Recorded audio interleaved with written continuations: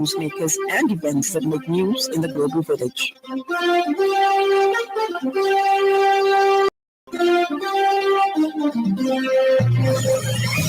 Good afternoon. This is the 5FM Radio Main News. The headlines.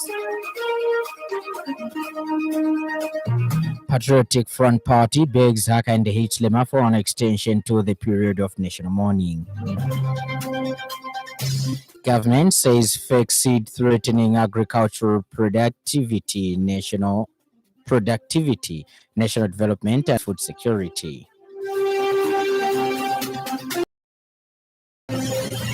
Global oil prices soar after attacks Iran. This bulletin is also live on our Facebook and YouTube, 5FM Radio Zambia. With the details, my name is Lance Sannie Banda. The Patriotic Front Party PF is demanding an extension to the period of national mourning as well as a declaration of the Day of Burial, a public holiday in honor of the late 60th Republican President Edgar Chagwa Lungu, in line with the traditions and respects for national figures. The former ruling party further demands that President Hakainde Hichilema makes a public apology to the nation for not showing leadership and also for lack of clarity on the funeral of the former head of state. PF Media Director Edwin Lifwekelo says the party is disappointed with President Hichilema's national address, claiming the Republican president did not address real issues regarding the funeral of his predecessor. Mr. Lifwekelo adds that many Zambians expected more regarding the unexplained delay, lack of clarity on the steps for national mourning.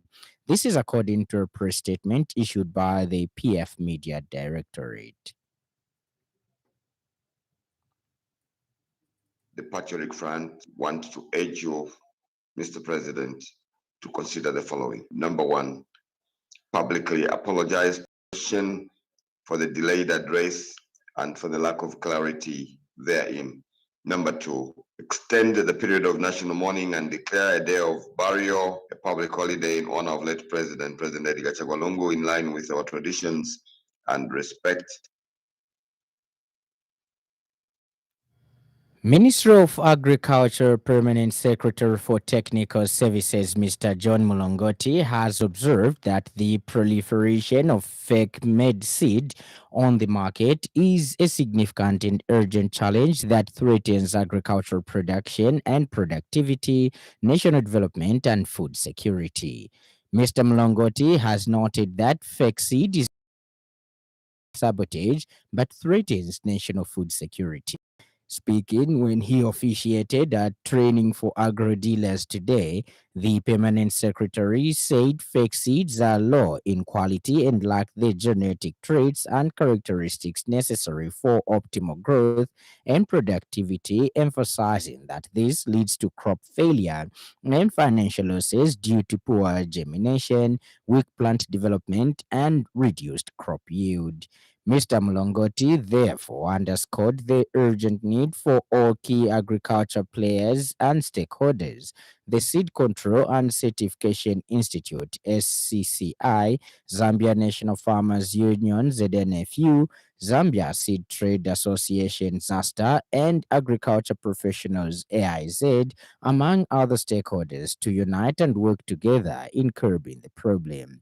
In the meantime, Mr. Mlongoti announced that his ministry, through SSI, will division to ensure that agro dealers are visited and inspected on a regular basis.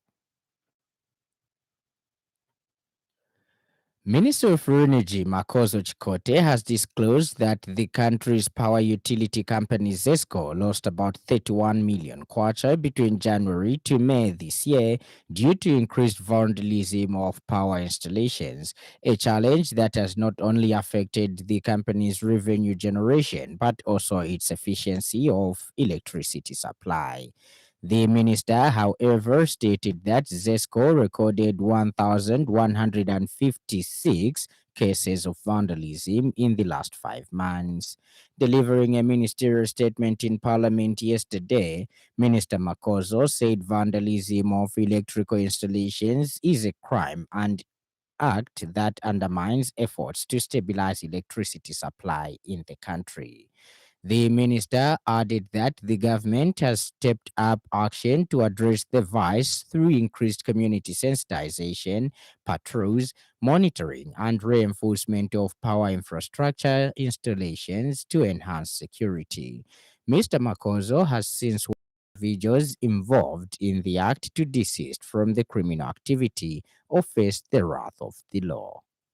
Vandalism of electrical installations is a crime, a destructive act that undermines our collective efforts to stabilize electricity supply. For example, Madam Speaker, between January and May 2025, ZESCO has recorded 1,156 cases of vandalism, resulting in two losses estimated at 31 million kwacha, prolonged electricity outages in affected areas. 31 million.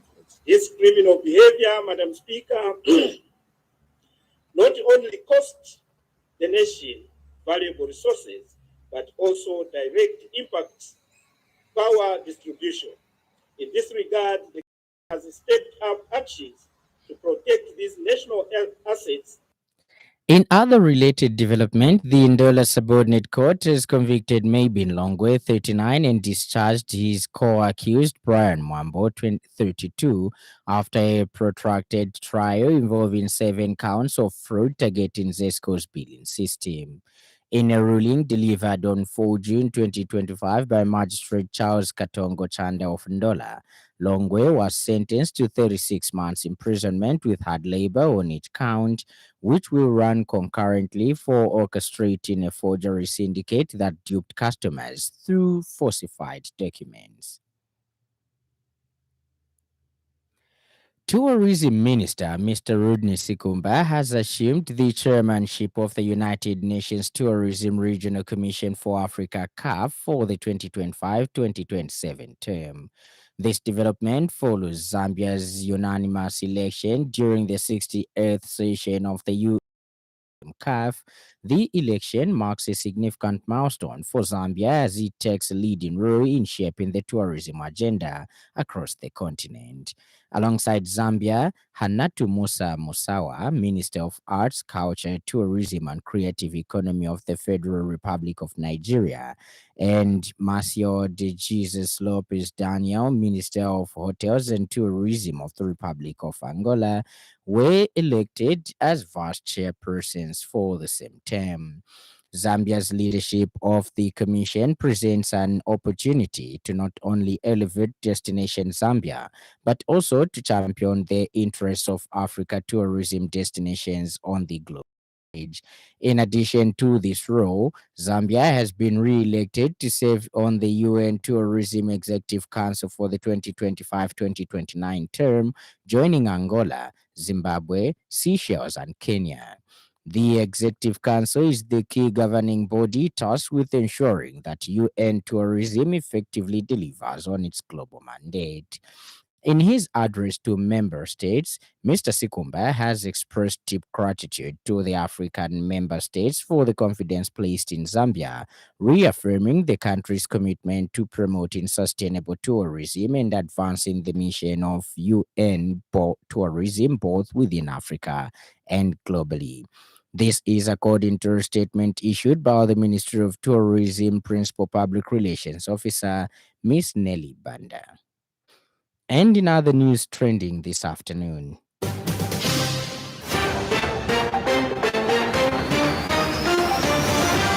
the Zambia Land Alliance ZLA has revealed that the 50% land allocation policy for women implemented in 2021 failed to meet its target by 2020. According to data released by the government of Zambia, furthermore, it is likely that the target will be achieved by 2025.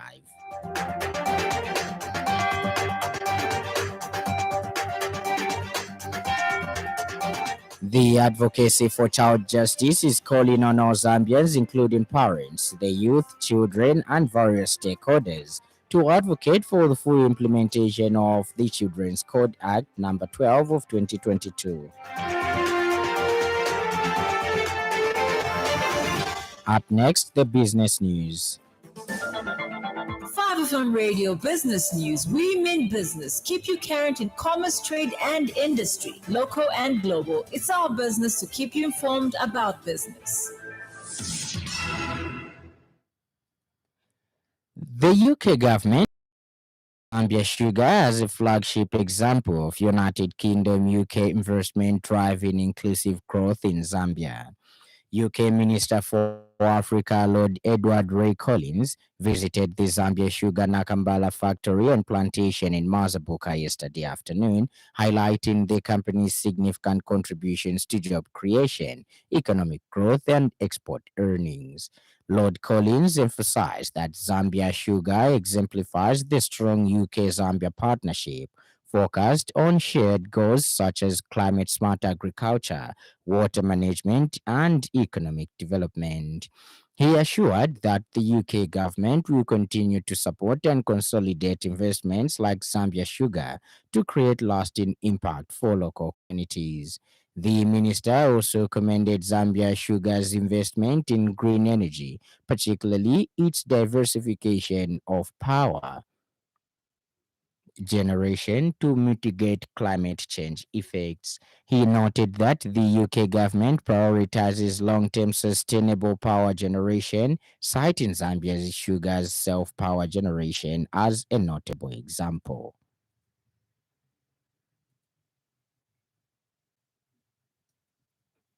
And Zambia Sugar PLC Managing Director Oswald Magwenzi welcomed the visit, saying the company acknowledges the British government's investment in Zambia.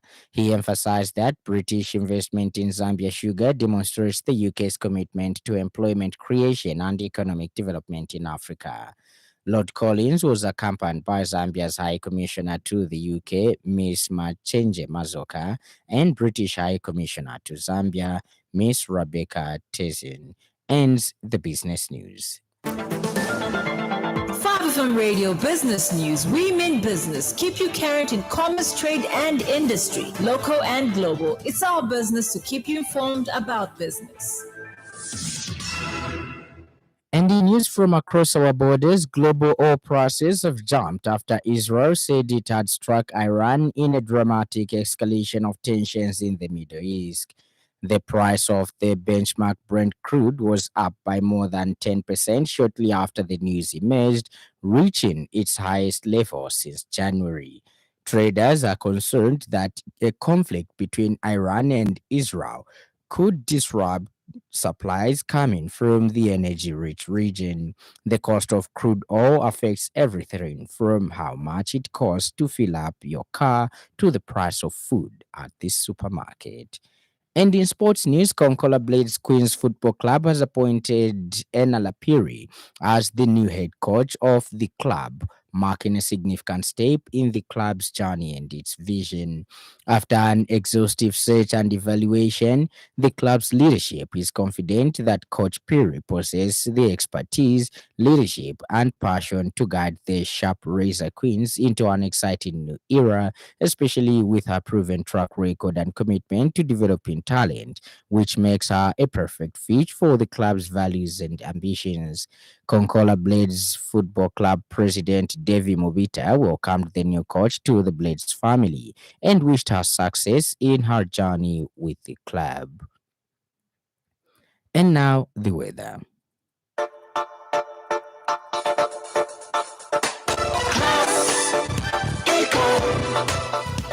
Class Econ Roofing Africa. Class Econ Roofing, plot 170 off Katanga Road, 150 meters from Mumbwa, Chinika Industrial Area, Lusaka. Class Econ Roofing. Class plus economy. Class Econ. Class Econ Roofing Africa. Class Econ. Western, southern, Lusaka, central, Muchinga, and eastern provinces, including the southern parts of Luapula and northern provinces, mainly cloudy, windy at times, and mild to warm with a chance of light rain over Sioma, Shangombo, Sesheke, Livingstone, Pika, and surrounding areas. Maximum temperature will range between 23 degrees and 27 degrees Celsius. The evening will be partly cloudy, windy at times, and mild. Northwestern and Copperbelt provinces, including the northern parts of Luapula and northern provinces, partly cloudy, windy at times, and warm. Maximum temperature will range between 23 degrees and 28 degrees Celsius. The evening will have few clouds, windy at times, and mild. Ends our weather report, and that item brings us to the end of the news part. Before we go, a recap of the stories that made headlines.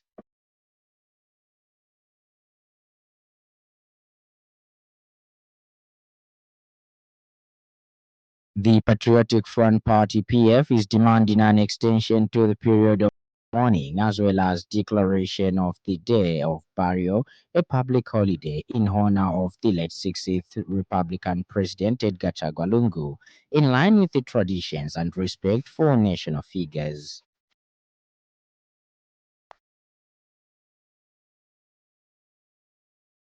Ministry of Agriculture Permanent Secretary for Technical Services, Mr. John Mulongoti, has observed that the proliferation of fake seed on the market is a significant and urgent challenge that threatens agricultural production and productivity, national development, and food security.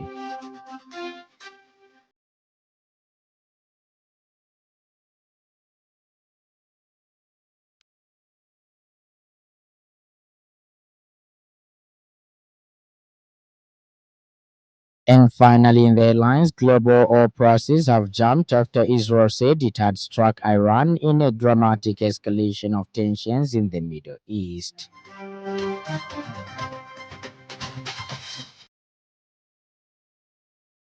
Follow us on Facebook and YouTube, 5FM Radio Zambia. On behalf of the entire news crew and the technical department, thank you for listening to the happy hour of 5FM. Stay safe and stay tuned to 5FM Radio. My name is Lance Sannie Banda. Enjoy the rest of the afternoon.